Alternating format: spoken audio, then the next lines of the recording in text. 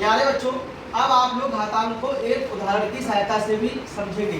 हम इसमें देखेंगे कि कौन सी संख्या बड़ी है 5 की घात 3 और 3 की घात 5 को। इसको हम किस तरीके से हल करेंगे, दोनों संख्याओं को प्रसारित करेंगे।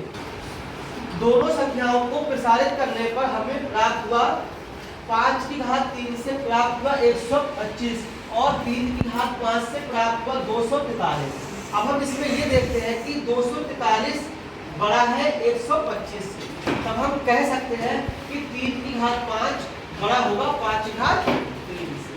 तब इस प्रकार से हम दोनों संख्याओं में अंतर पता कर सकते हैं कि कौन सी संख्या बड़ी है। आप लोग घातांक के बारे में जान चुके हैं। आज मैं आप लोगों के लिए बताऊंगा घातांकों के नियम क्या क्या होते हैं। घातांक का नियम नंबर 1, एक ही आधार वाली घातीय संख्याओं का गुणनफल। अगर संख्याओं में एक जैसा आधार हो तब हम उनका घातांक किस तरीके से करते हैं। जैसे एक हमने संख्या ले ली 2 की घात 3 गुणा 2 की घात 4 का मान ज्ञात करें। आप लोग इसमें देख रहे हैं कि 2 की घात 3 और 2 की घात 4 में आधार दोनों का कैसा है, एक समान है। आधार दोनों का 2 है।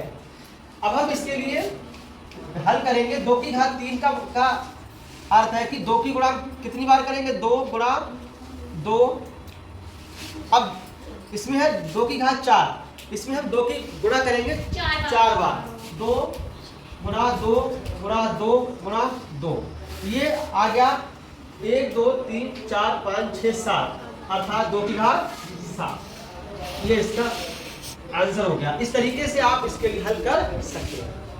अब इसका दूसरा तरीका क्या है कि एक ही आधार वाली घातीय संख्याओं का गुणनफल। हम इसको इस तरीके से भी हल कर सकते हैं। 2 की घात 3 गुणा 2 की घात 4 बराबर, आप लोग ध्यान दीजिए, अगर संख्याओं के आधार एक समान होते हैं तब इन संख्याओं की घातें आपस में जुड़ जाती हैं, घातों का योगफल हो जाता है। इसे हम इससे लिख सकते हैं 2 ब्रैकेट 3 प्लस का 4, अर्थात 2 की घात 3 और 4 7। ये आंसर भी हमारा 2 की घात 7 आ गया और इस प्रकार भी उत्तर 2 की घात 7 आ गया।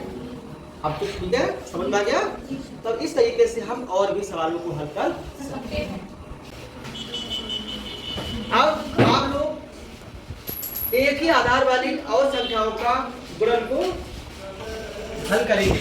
अब आप लोग इसके लिए हल करेंगे 3 घात 2 गुणा 3 घात 7, 4 घात 4 गुणा 4 घात 5,